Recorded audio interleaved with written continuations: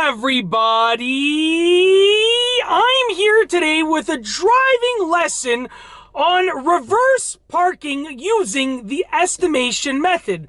If you want to reverse park your car, there are a few methods that you can use and a few different ways that you can go about it. I'm going to show you what I like to call the estimation method because there's not much rhyme or reason to the formula, but you learn how to estimate. And this is a great method simply because you will learn how to properly estimate your car and how to properly position it just with estimation. You're not using a formula, meaning you can apply this to any situation and it will help your overall driving.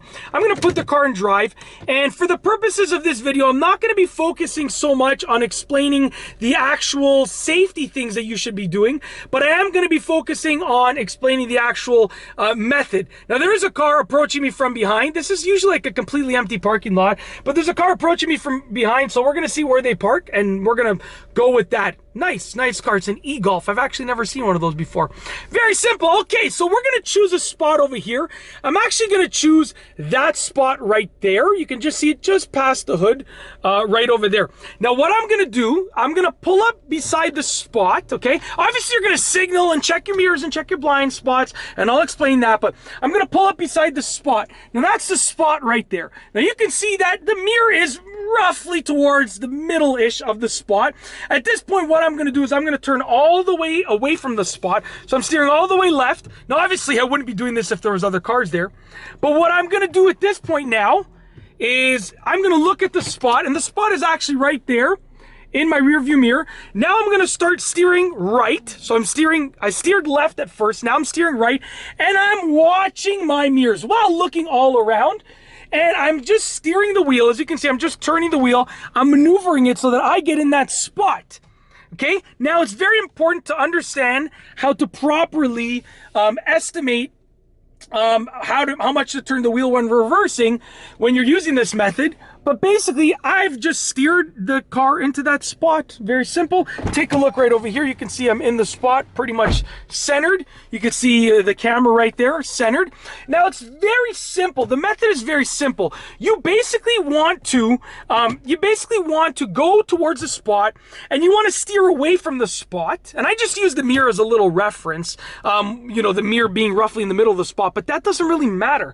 You want to steer away from the spot, come to a complete stop, steer in the opposite direction. Very simple. So check this one out. We're going to go in that spot right there, right beside that opening right there. So there's the opening, there's that spot. So check this out. As I approach the spot, okay, I'm going to steer away from the spot, just like that.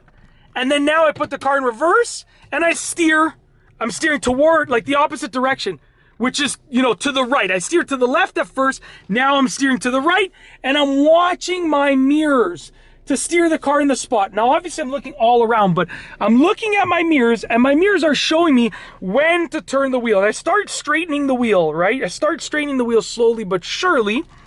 And this is after so much practice. Like, I've been driving for many years and making videos for many years. You can see, once again, I'm basically in the center of the spot. I'll do it one more time, okay? We'll put the car in drive.